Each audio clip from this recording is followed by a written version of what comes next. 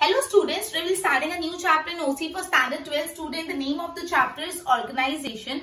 Okay, so अपने planning तक कर लिया था. अब नेक्स्ट अपना जो फंक्शन ऑफ मैनेजमेंट है वो ऑर्गेनाइजेशन है. ओके, सो बेसिकली अपन हर एक चैप्टर में एक नया फंक्शन ऑफ मैनेजमेंट पढ़ रहे हैं. अपन ने प्लानिंग पूरा पढ़ा, अभी अपन पढ़ने वाले ऑर्गेनाइजेशन के बारे में. So ready, let's start. Organisation का पहले मीनिंग पढ़ लेते हैं. इन जनरल वर्ड बोले, जनरली अगर बोला जाए, so the structure formed in order to enable delegation of authority and responsibility towards people actively engaged for a common goal is called organization.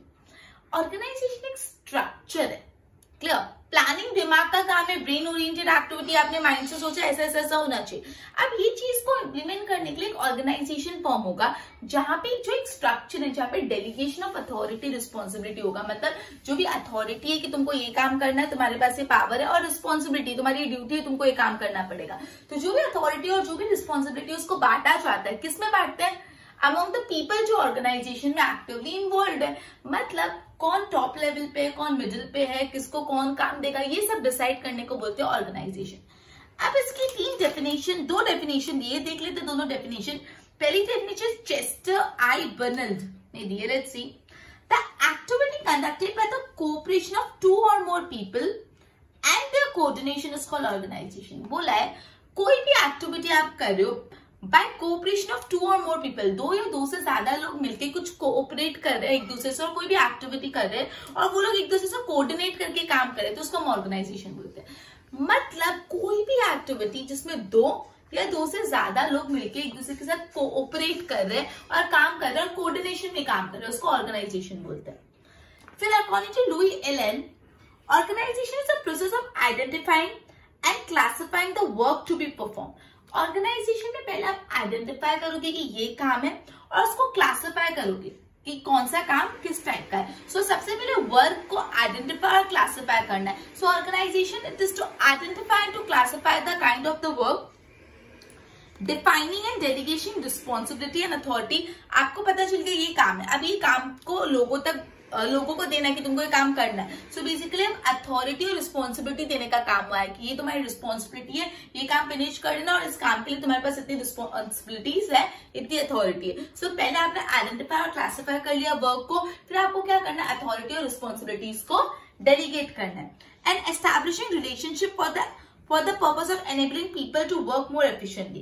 फिर आप अपने जो वर्कर्स है, मतलब जिसको भी आपने काम दिया, उनके साथ अच्छे से रिलेशनशिप एस्टैब्लिश करो, जिससे आपका काम आपके एम्प्लॉयज अच्छे से कर पाए. ठीक है, फॉर अकम्प्लिशमेंट ऑफ ऑब्जेक्टिव. मतलब यहाँ पे लुइन एलन ने बोला कि ऑर्गेनाइजेशन में पहले का काम क्या होता है, पहले वर्क क्या है वो आइडेंटिफाई करो, उसको क्लासिफाई करो.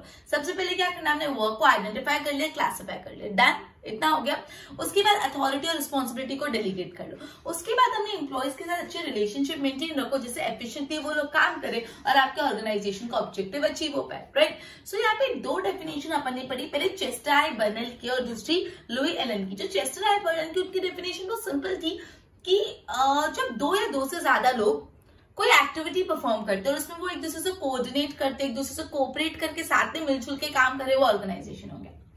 लुई एलन की डेफिनेशन थोड़ी अलग अलग पॉइंट्स को कवर करती हुई थी. पहले उन्होंने बोला कि ऑर्गेनाइजेशन बेसिकली सबसे पहले ऑर्गेनाइजेशन के लिए आपको you need to identify your work and you need to classify the work. Work को आइडेंटिफाई करो, वर्क को क्लासिफाई करो. उसके बाद अथॉरिटी और रिस्पॉन्सिबिलिटी को डिस्ट्रीब्यूट करो. उसके बाद क्या करना, अथॉरिटी रिस्पॉन्सिबिलिटी डिस्ट्रीब्यूट. उसके बाद लोगों के साथ अच्छे रिलेशन मेंटेन रखो, जिससे आपका काम एफिशिएंट भी हो जाए, और ये सब करके अल्टीमेटली क्या होगा, accomplishment of objective. Clear, simple, easy to learn. अब इसका कंसेप्ट देखते हैं. Let's see. It is inevitable to have a effective organisation for effective administration and management process. बोला अगर आप चाहते हो आपकी कंपनी में मैनेजमेंट और एडमिनिस्ट्रेशन अच्छा हो, तो बहुत जरूरी है आपकी ऑर्गेनाइजेशन अच्छी हो. Most of the problem management arises due to ineffective organization. बोला मैनेजमेंट करने में मोस्टली जो प्रॉब्लम आती है ना, वो इसलिए आती है क्योंकि ऑर्गेनाइजेशन एफिशिएंट नहीं होती. Okay, hence the business unit could not achieve its goal. If the business unit has capable and effective organization, then through optimum use of resources. बोला अगर एक बिजनेस यूनिट के पास केपेबल और इफेक्टिव ऑर्गेनाइजेशन है, सो वो optimum use of resources के साथ, time के साथ, एनर्जी के साथ, मनी के साथ सब प्रॉब्लम सॉल्व करके अच्छे से बिजनेस कर सकता है. Organisation is a concept basically involve with a group of people. Organisation मतलब बहुत सारे लोगों का ग्रुप. ऑर्गेनाइजेशन एक इंसान, मैं हूं, मैं ऑर्गेनाइजेशन हूं, नहीं, मेरे साथ जब मेरे पार्टनर्स, मेरे एम्प्लॉइज सब साथ में मिलकर काम करें तब जाके ऑर्गेनाइजेशन बनता है। ऑर्गेनाइजेशन में हमेशा ग्रुप ऑफ पीपल इन्वॉल्व होते हैं। when 2 or more people work together, जब 2 लोग साथ में मिलकर काम करें, structure for work accomplishment and effective manner का ऑर्गेनाइजेशन। मतलब सिर्फ फॉर एग्जाम्पल, आपको सिंपल से एकदम बेसिक एग्जाम्पल होता है, आपकी फ्रेंड के साथ सिर्फ आपको कोई दूसरे फ्रेंड की बर्थडे प्लानिंग कर दी, योर 4 पीपल और आप 4 पीपल मिलकर आपके कोई फ्रेंड को सरप्राइज देने वाले हो। So what you will do is, आप डिसाइड करोगे कि ये चीजें लानी, ये तू ये लेके आ जाना, मैं ये लेके आ जाऊंगी, I will bring decoration material, I will bring cake, I will make a video for him or her XYZ, I will arrange the party details and everything. So यहाँ पे भी आप लोग ने क्या किया, आपने एक स्ट्रक्चर डिटरमाइन किया, कौन कौन सा काम करेगा, कौन किसको अकाउंटेबल होगा। अगर मैंने बोला कि तो डेकोरेशन ले आना, सो अगेन डेकोरेशन लाने की रिस्पॉन्सिबिलिटी सामने वाली, मतलब मैंने रिस्पॉन्सिबिलिटी दे दी, ठीक है। अब इन चारों में से कोई लीड करेगा कि ऐसे ऐसे कर देना। सो यहाँ पे भी आप क्या कर रहे हो, ऑर्गेनाइजेशन कर रहे हो, ऑर्गेनाइज कर रहे हो चीजों को। तो जब भी 2 या 2 से ज्यादा लोग मिलकर कोई काम करते हैं तो एक स्ट्रक्चर फॉर्म करोगे जिससे आपका काम कंप्लीट हो जाए, वर्क अकम्प्लिश हो जाए, वो स्ट्रक्चर को ही ऑर्गेनाइजेशन बोलते हैं। Hence it is also known as arrangement. तो बोला ऑर्गेनाइजेशन को अरेंजमेंट भी बोल सकते हो, या arranging things properly so that you can achieve your goal, right? In an organization, authority and responsibility are delegated to group of people gathered to achieve common objectives. Okay, चलो अभी हम directly start कर लेते हैं characteristic of organisation. अपन organisation के 2 meaning बड़े by just a minute, by Chester I Barnard and by Louis Allen. ये 2 मीनिंग पढ़ने के बाद अपने बेसिक कंसेप्ट ऑफ ऑर्गेनाइजेशन देखा। अब अपन आ जाते हैं कैरेक्टरिस्टिक ऑफ ऑर्गेनाइजेशन में, जो 9 कैरेक्टरिस्टिक ऑफ ऑर्गेनाइजेशन है। ओके, 3-3-3 करके लर्न करना, 3-3-3 करके। तो पहले 3 अच्छे से पढ़ते हैं, उसको रिवाइज कराऊंगी, फिर नेक्स्ट 3 अटेंटिव, ध्यान यहाँ पे सबका। सबसे पहले बोला ऑर्गेनाइजेशन गोल ओरिएंटेड एक्टिविटी। आप सिंपल समझो ना, कोई भी ऐसे दोनों ऑर्गेनाइजेशन करेगा, कोई मकसद अचीव करना होगा, कोई गोल अचीव करना पड़ेगा, इसलिए ऑर्गेनाइजेशन कर रहा है। एक बिजनेस है, उसको प्रॉफिट कमाना है, उसको सोसाइटी में इमेज सेटअप करनी है, पैसे अर्न करने, इसलिए ऑर्गेनाइजेशन कर रहा है। सो ऑर्गेनाइजेशन हमेशा एक गोल को अचीव करने के लिए क्या चाहता है। आपको मैंने अभी एग्जांपल दिया, आप लोग को आपकी फ्रेंड को सरप्राइज देना, यू आर ऑर्गेनाइजिंग थिंग। सो यहाँ पे आपका गोल क्या, सरप्राइज देना। अगर सरप्राइज देना ही मिलता तो क्यों करते। सो ऑर्गेनाइजेशन हमेशा गोल ओरिएंटेड एक्टिविटी है। Organisation is created for the sake of achieving goal of any business unit. यही बात बोलिए, ऑर्गेनाइजेशन इसलिए क्रिएट होता है क्योंकि बिजनेस यूनिट के गोल अचीव करने होते हैं। In the business unit, the main objective as well as departmental objective और सब goals are determined.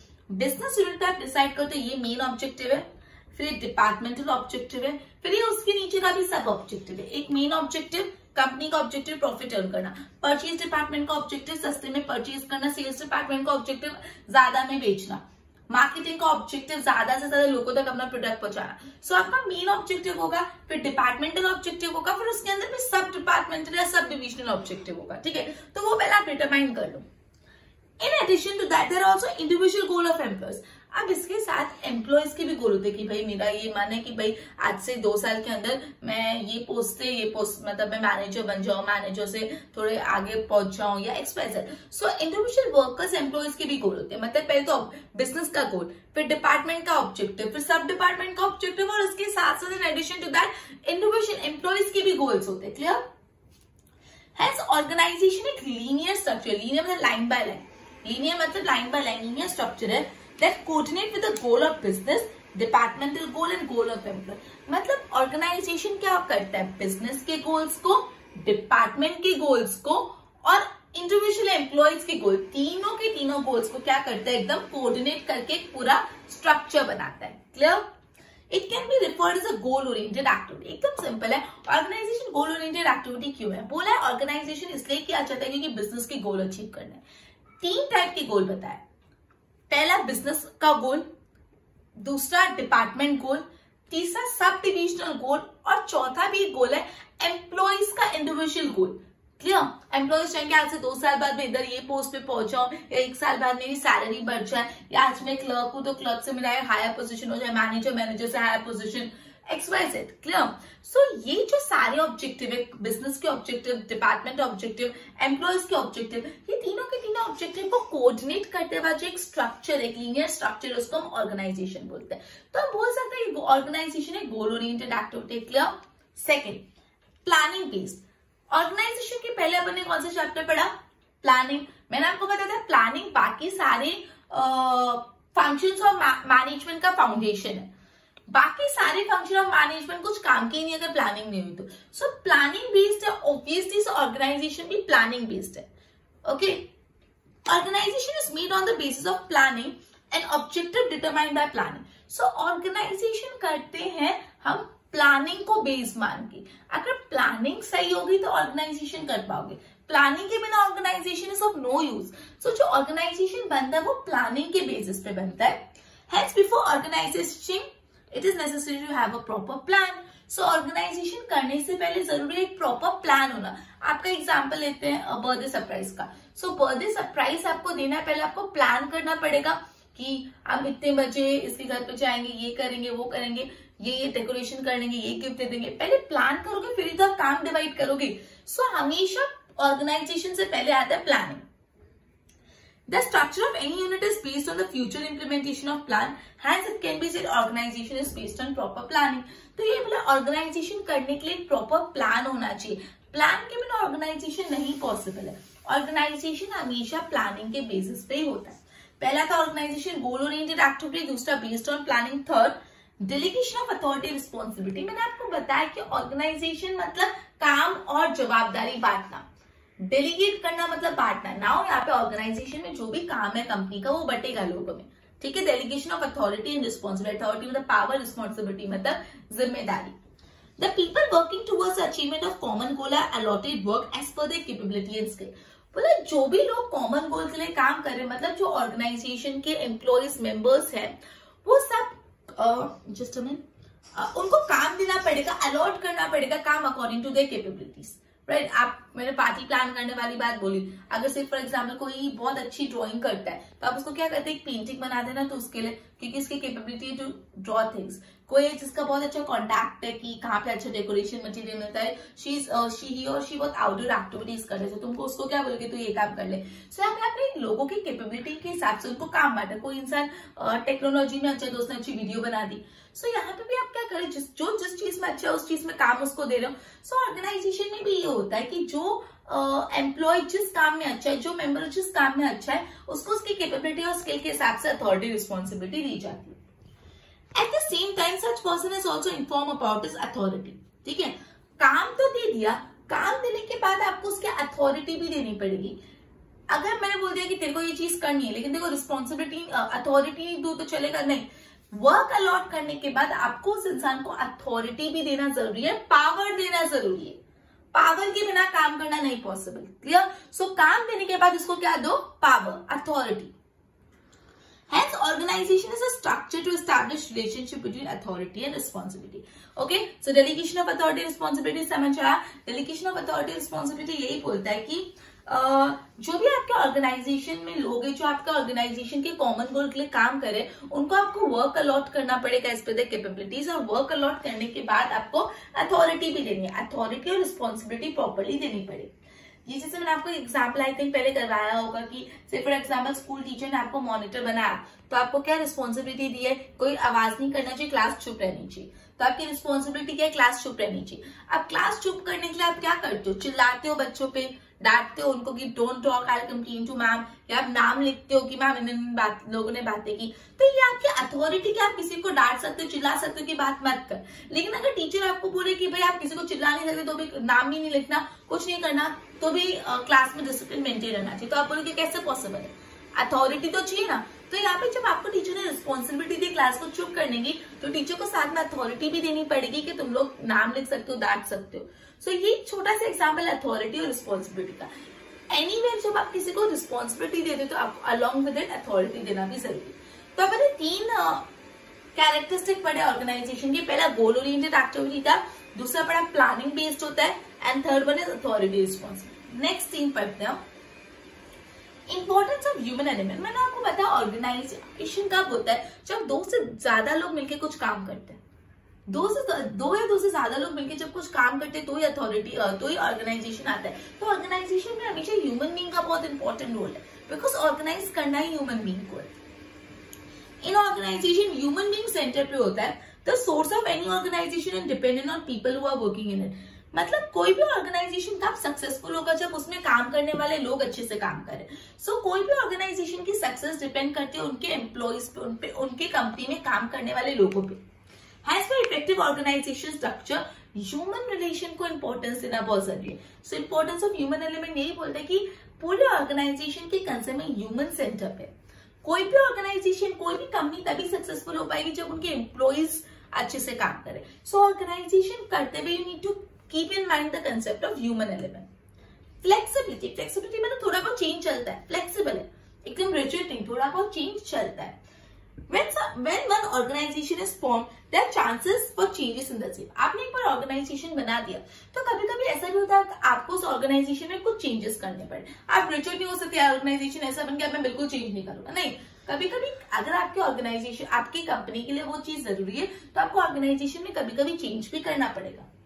Suitable changes can be made according to changing situations and circumstances. अगर सिचुएशन बदल रही है, सर्कमस्टांसेस बदल रहे हैं, तो आपको ऑर्गेनाइजेशन में भी चेंज करना महत्वपूर्ण है, जरूरी है, right? The changes or variation can be made where there are major changes in business environment. अब कब आपको ऑर्गेनाइजेशन में चेंज करने की नौबत आ जाती है? जब बिजनेस एनवायरमेंट में चेंज आ रहा है, टेक्नोलॉजी डेवलप हो रही है या तो कोई न्यू डिस्कवरी हो रही है। तो यहाँ पे यही बात बोले, एक बार आपने ऑर्गेनाइजेशन कर दिया इट्स गुड, बट अगर सिचुएशन बदल रही है, अगर सर्कमस्टांसेस बदल रहे हैं, तो इस ऑर्गेनाइजेशन में चेंजेस करने को भी आप तैयार होने चाहिए। कब सिचुएशन बदलेगी, कब चेंजेस करना जरूरी होगा, जैसे कोई टेक्नोलॉजी आई न्यू, कोई नई डिस्कवरी हुई है, कोई बिजनेस एनवायरमेंट में चेंज हुआ है, ठीक है। सो ये था फ्लेक्सिबिलिटी। फिर है एस्टैब्लिशमेंट ऑफ इंटर रिलेशनशिप। तो organising establish inter relationship among work positions and division. काम, पोजीशन और डिवीजन में बीच में इंटर रिलेशनशिप होना चाहिए। It give clarification about relationship of one work with other work. एक काम दूसरे काम से कैसे जुड़ा हुआ है वो बताते हैं। अगर सेल्स डिपार्टमेंट ने बताया कि सेल्स इतनी होने वाली है, इतना सेल्स का एस्टिमेट है, सो अकॉर्डिंगली परचेज डिपार्टमेंट उसके लिए रॉ मटेरियल परचेज कर पाएगा। तो हर काम एक दूसरे से कनेक्टेड होता है। सो ये जो हर एक वर्क दूसरे वर्क से कैसे कनेक्टेड है, ऑर्गेनाइजेशन डिसाइड करता है। Just a minute. Okay, so it establishing interrelationship, एक काम का दूसरे काम से कैसे रिलेशनशिप है, एक डिवीजन पावर का कैसे रिलेशनशिप है, ऑर्गेनाइजेशन डिसाइड करता है। तो 3 पॉइंट पहले के पढ़ लिए थे। नेक्स्ट 3 पॉइंट अभी अपन ने कौन से पढ़े? Importance of human element. Organisation में ह्यूमन बीइंग सेंटर पे, क्लियर? सो ह्यूमन एलिमेंट का बहुत इंपॉर्टेंट रोल होता है, राइट? Second, flexibility. अगर ऑर्गेनाइजेशन में कभी सिचुएशन बदलने के कारण चेंजेस करने पड़े, so you should be ready for the same. And third is establishment of inter relationship. 6 अपन ने कैरेक्टरिस्टिक पढ़े। पहला कौन सा था बताओ? Yes, goal oriented activity. दूसरा कौन सा था?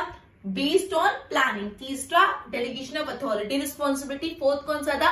फोर्थ है human element. Fifth one flexibility and sixth one establishing of inter relationship. अब लास्ट 3 ऑब्जेक्टिव्स और characteristic. Monitoring and control. Monitoring control, MNC। Monitoring, control and coordination are basic requirement for organisation. आपने एक बार organisation बना दिया, फिर आपको monitor करना पड़ेगा कि सब काम अच्छे से हो रहा है। अगर कोई काम में प्रॉब्लम आ रही है तो उसको कंट्रोल करना पड़ेगा। So monitoring and controlling organisation में बहुत जरूरी है। Whether employee performing his task as per powers and responsibility assigned to him. आपने किसी एम्प्लॉय को अथॉरिटी रिस्पॉन्सिबिलिटी दे दी, बात खत्म नहीं। आपको ये भी देखना है कि वो एम्प्लॉय अपने अथॉरिटी और रिस्पॉन्सिबिलिटी के हिसाब से काम कर रहा है कि नहीं। Whether the person, whether the employee is performing work as per his authority and responsibility, उस चीज का भी आपको ध्यान रखना पड़ेगा, correct? For such matter monitoring and control is found. इन सब चीजों के लिए मॉनिटरिंग कंट्रोल होगा। MC मॉनिटरिंग एंड कंट्रोल ऐसा बोलता है। मॉनिटरिंग एंड कंट्रोल दोनों बहुत इंपॉर्टेंट है एक ऑर्गेनाइजेशन के लिए। ऑर्गेनाइजेशन ने ये डिसाइड कर लिया, डेलीगेट कर लिया अथॉरिटी रिस्पॉन्सिबिलिटी। अब जो भी एम्प्लॉइज है वो अपने डेलीगेटेड अथॉरिटी और रिस्पॉन्सिबिलिटी के हिसाब से काम कर रहे हैं कि नहीं, वो भी देखना बहुत इंपॉर्टेंट। और वो कौन देखता है? Monitoring and control. Group activity मैंने आपको बताया कि ऑर्गेनाइजेशन एक इंसान, मैं हूं तो मैं अकेले ऑर्गेनाइजेशन नहीं, मैं, मेरे पार्टनर्स, मेरे एम्प्लॉय सब मिलकर एक ऑर्गेनाइजेशन बनाते। तो ऑर्गेनाइजेशन हमेशा ग्रुप एक्टिविटी है, clear? In any organisation many people work together for accomplishment of common goal. एक ऑर्गेनाइजेशन में बहुत सारे लोग एक साथ काम करते हैं कॉमन गोल को अचीव करने के लिए, right. Organisation provide effective structure to them. Okay, so group activity ये बोला कि ऑर्गेनाइजेशन में बहुत सारे लोग मिलकर कॉमन गोल के लिए काम करते हैं and organising provide effective structure to them. Organisation से लोगों को एक स्ट्रक्चर मिलेगा, सो एक्टिविटी अच्छे से कंडक्ट होगी। Next, CAS, control administrative structure. Organization is a particular kind of control administrative structure. In any business unit, rules and control are required in order to define relationship.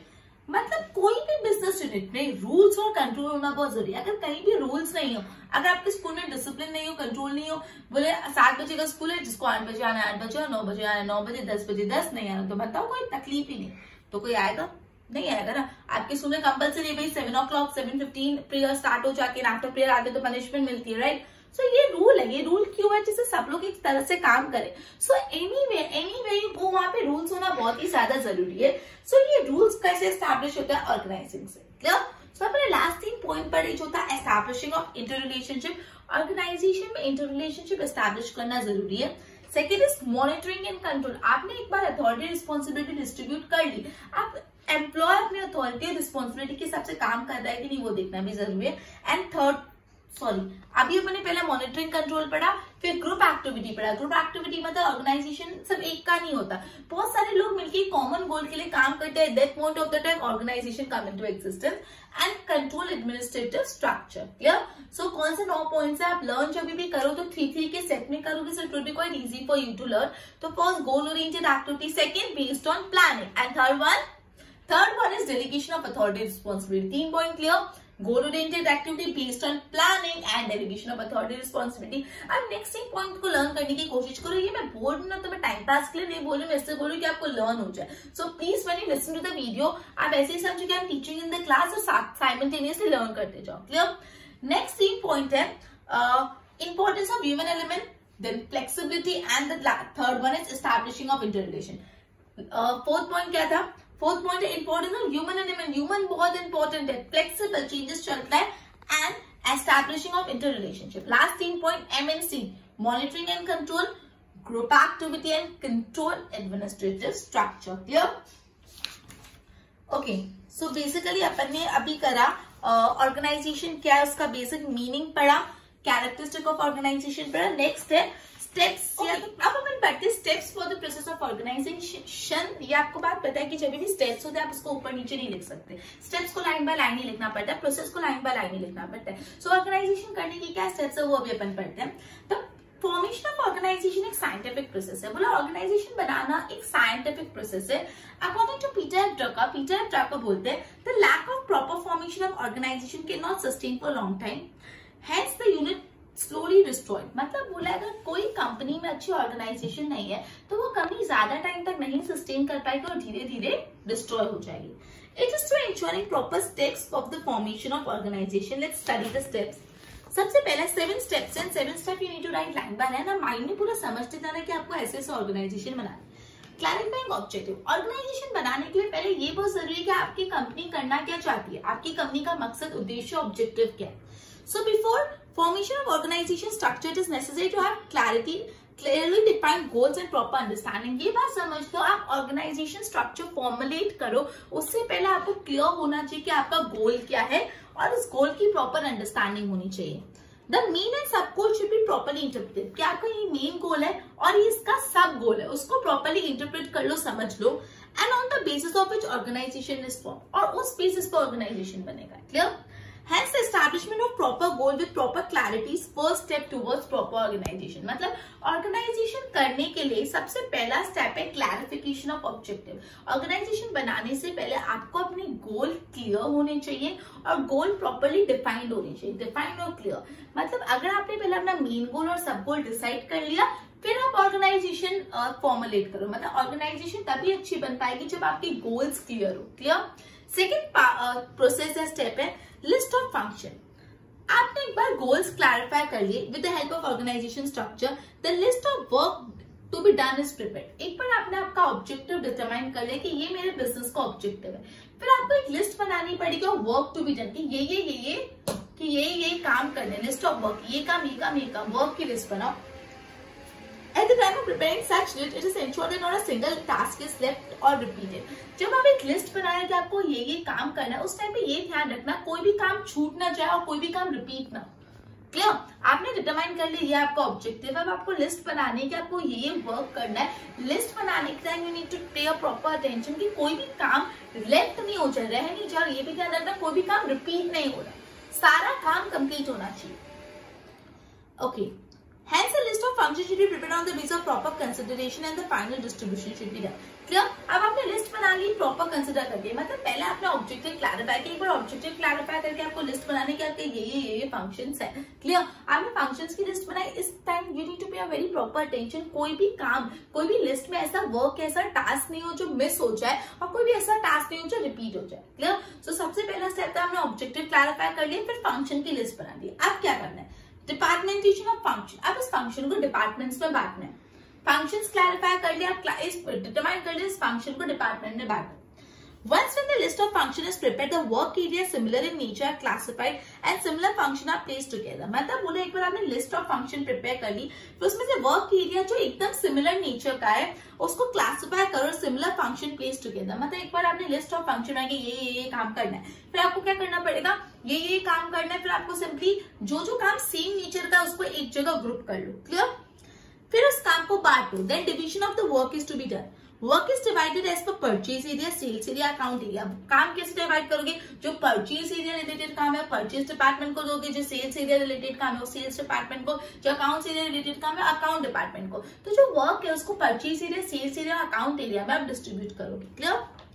Then work division and specialization is planned. The division is planned according to nature of unit. फिर आप काम को divide करोगे nature of unit को ध्यान रख के, उसका जियोग्राफिकल एरिया ध्यान रख के, ओके, डिवीजन ऑफ सेल को ध्यान रख के, south east west, sorry, geographical area, work area. For example division of business unit, selling product in entire country. तो अगर कोई ऐसी कंपनी है जो बिजनेस यूनिट है जो पूरे कंट्री में आप ये प्रोडक्ट बेचेगा, आप डिवीजन करोगे जोन वाइज, जैसे zone wise division of selling, जैसे south, west, east, north zone. In the same way work based distribution as per advertising task, packaging task, distribution task in sale department. Sale department में काम कैसे divide होगा कि advertisement का काम है, फिर डिस्ट्रीब्यूशन का काम है, ये पैकेजिंग का काम है। सो अकॉर्डिंगली आप अपने वर्क को डिवाइड करोगे। क्लियर? सो डिपार्टमेंटेशन ऑफ फंक्शन में बोला आपने एक बार लिस्ट ऑफ फंक्शन बना दी, अब आपको उस फंक्शन में से देखना है कौन कौन से फंक्शन सेम नेचर के और उसको एक पर्टिकुलर डिपार्टमेंट में डाल के उसके बाद काम को डिस्ट्रीब्यूट करना है according to their particular function. और ये वर्क को जब भी आप डिवाइड करो तो आपको उसमें जियोग्राफिकल एरिया कैसा है, नेचर ऑफ यूनिट कैसा है, वर्क एरिया कैसा है, ये ध्यान रखना है। जैसे आप एग्जांपल दिए, कंपनी है जो पूरे कंट्री में अपना प्रोडक्ट बेचती है, वो डिस्ट्रीब्यूट कैसे करेगी, zone wise, north, south, west, east. Clear? Then is to determine departmental position. अब आपने काम भी डिवाइड कर लिया, डिपार्टमेंट भी क्लैरिफाई कर लिया, अब डिपार्टमेंट की पोजीशन और डिपार्टमेंट की एबिलिटी डिटरमाइन करेंगे। Once when the work is departmentalized properly, एक बार हमने काम को डिपार्टमेंटल में बांट दिया, proper the task is to have proper person to handle the responsibility are created. अब ये काम आता है कि आपको एक प्रॉपर पर्सन चाहिए जो उस डिपार्टमेंट की रिस्पॉन्सिबिलिटी को हैंडल कर पाए। As per position and abilities are planned. For example sales officer for sales department, आपने सेल्स डिपार्टमेंट बना दिया, उसके काम बना दिए, लेकिन अब आपको उसके लिए क्या बनाना पड़ेगा, सेल्स ऑफिसर। ओके, उसके बाद just a minute, at the same time सब पोस्ट और कैटेगरी ऑफ एज पर पर्सन इज अपॉइंटेड। मतलब सिंपल सी बात बोलिए, एक बार आपने वर्क को डिपार्टमेंटलाइज कर दिया, डिपार्टमेंट में बांट दिया, अब ये काम आता है आपको डिसाइड करना है एक प्रॉपर पर्सन जो उस पर्टिकुलर डिपार्टमेंट की रिस्पॉन्सिबिलिटी हैंडल कर पाए। ठीक है, उसकी पोजीशन, उसकी एबिलिटी डिटरमाइन करनी पड़ेगी। सेल्स डिपार्टमेंट है तो सेल्स डिपार्टमेंट के एक मेन सेल्स ऑफिसर चाहिए, उसके बाद जो सब ऑफिसर्स चाहिए उसकी भी आपको लिस्ट बनानी पड़ेगी। क्लियर? सो सबसे पहले आपने ऑब्जेक्टिव क्लैरिफाई कर लिए, फंक्शंस की लिस्ट बना ली, फिर उस फंक्शन को डिपार्टमेंटल में डिवाइड कर लिया। अब क्या करना है, डिपार्टमेंटल पोजीशन और एबिलिटी डिटरमाइन कर लिया। अब पावर और रिस्पॉन्सिबिलिटी बांटो, delegation of power and responsibility. Divisional head, sub divisional head and skill based heads are finalised. आपने डिवीजन हेड डिटरमाइन कर लिया, उसका सब डिवीजन हेड कौन सा है वो भी डिटरमाइन कर लिया और स्किल बेस्ड हेड भी डिसाइड कर लिया। Then all the heads should be given proper and power and responsibility. अभी सारे हेड जो डिपार्टमेंटल हेड है, सब डिपार्टमेंटल हेड है, ये जो स्किल बेस्ड हेड है, उन सबको आपको क्या देना पड़ेगा, power and authority. Clear? So that वो अपना काम अच्छे से कर पाए। In addition to that, clarification should be done of each person post. so that each person will get idea of the responsibility assigned. और जो भी इंसान है आप उसको क्लैरिफाई कर लो कि आपकी ये पोस्ट है, सो उसको पता चल जाए उसको अपनी अथॉरिटी और रिस्पॉन्सिबिलिटी कैसे इस्तेमाल करनी. It is necessary to have the proper proportion of power and responsibility. Power और responsibility का proportion balance होना चाहिए. ऐसा नहीं बहुत power दे responsibility कम या responsibility कम power ज्यादा. दोनों ऊंचे नीचे होंगे तो नहीं काम चलेगा. दोनों का proportion balance maintain करना चाहिए. Clear? So it is the delegation of power and responsibility. एक बार आपने क्या बोलते हैं डिपार्टमेंट पोजीशन और एबिलिटी, आपने डिपार्टमेंटल हेड डिसाइड कर लिए, सब डिपार्टमेंटल हेड डिसाइड कर लिए, स्किल बेस्ड हेड भी डिटरमाइन कर लिए. अब ये सारे हेड को आपको क्या देना पड़ेगा, ये सारे हेड को आपको देना पड़ेगा अथॉरिटी और रिस्पॉन्सिबिलिटी काम करने की. क्लियर? ओके, उनको क्लैरिफाई करो कि आपकी पोस्ट ये जो अपना काम अच्छे से कर पाए. क्लियर? और ये ध्यान रखना अथॉरिटी और रिस्पॉन्सिबिलिटी का प्रॉपर बैलेंस प्रोपोर्शन होना जरूरी. Next, establishment of interrelationship establish करो.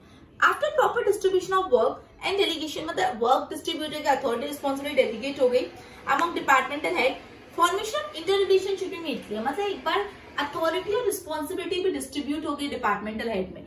अब काम आता है इंटर रिलेशनशिप बनाने का. With the help of departmentalization, the power and responsibility are decentralized, but the same can be centralized with the help of formation of interrelation. जैसे departmentalisation हुआ तो क्या हुआ पे पावर और रिस्पॉन्सिबिलिटी डिसेंट्रलाइज होगी, मतलब बट गई.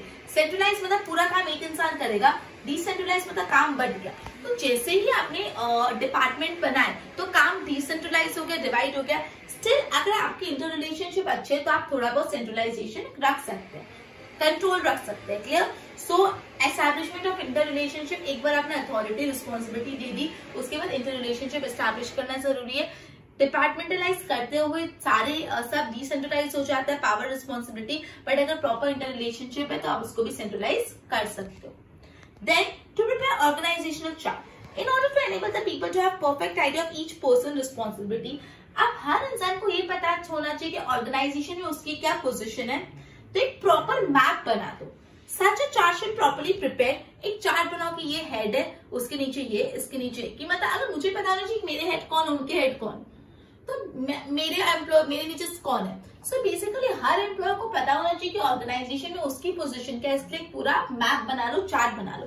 क्लियर? और ये चार्ट को नोटिस बोर्ड पे लगा दो कि ऐसा ऐसा अपना ऑर्गेनाइजेशनल स्ट्रक्चर है, ये मेन हेड है, इसके अंदर ये 4 लोग है, उसके अंदर 2 लोग है. क्या इंसान को पता चल जाए कि उसकी पोजीशन क्या, उनके ऊपर कितने लोग हैं और उनके नीचे कितने लोग हैं. क्लियर? सो ये पूरा था अपना स्टेप्स ऑफ ऑर्गेनाइजेशन, या आप उसको प्रोसेस ऑफ ऑर्गेनाइजेशन बोलते हैं. सबसे पहले आपको क्लैरिफाई करना ऑब्जेक्टिव डिसाइड हो गया, आप फंक्शंस को लिस्ट डाउन करो. फंक्शन की लिस्ट बना दी, उसके बाद फंक्शन को डिपार्टमेंटलाइज कर लो. डिपार्टमेंटेशन ऑफ फंक्शन भी डिपार्टमेंटेशन हो गए. उसके बाद पोजीशन ऑफ एबिलिटी डिटरमाइन करो, उसके बाद डेलीगेशन ऑफ अथॉरिटी रिस्पॉन्सिबिलिटी करो, फिर इंटर रिलेशनशिप एस्टैब्लिश करो और लास्ट में एक ऑर्गेनाइजेशन चार्ट बना दो. सिंपल है. पहले आपने अपनी कंपनी का ऑर्गेनाइजेशन के ऑब्जेक्टिव डिटरमाइन करना. चलो ऑब्जेक्टिव पता चल गया, ये करना है. अब उस ऑब्जेक्टिव के लिए क्या क्या काम करना है, फंक्शंस की लिस्ट बनाओ. अब उस फंक्शन की लिस्ट बनाने के बाद जो फंक्शन एक जैसे उसको एक डिपार्टमेंट में रख दो. मतलब आपने क्या किया, डिपार्टमेंटेशन करा फंक्शन का. उसके बाद आपने डिपार्टमेंट की पोजीशन और एबिलिटी, कौन सा एम्प्लॉय होगा जो इस पोस्ट पे होगा, डिटरमाइन किया. फिर उनको अथॉरिटी रिस्पॉन्सिबिलिटी डेलीगेट किया, फिर उन्होंने इंटर रिलेशनशिप एस्टैब्लिश किया और लास्ट में ऑर्गेनाइजेशन चार्ट बन गया. तो ये था steps for the process of organization. आज अपने ऑर्गेनाइजेशन का चैप्टर चालू किया, उसकी डेफिनेशन देखी, कंसेप्ट देखा, कैरेक्टरिस्टिक ऑफ ऑर्गेनाइजेशन देखा, प्रोसेस ऑफ ऑर्गेनाइजेशन देखा. क्लियर? नेक्स्ट सेशन में मैं स्ट्रक्चर ऑफ ऑर्गेनाइजेशन स्टार्ट करूंगी. Till then good bye.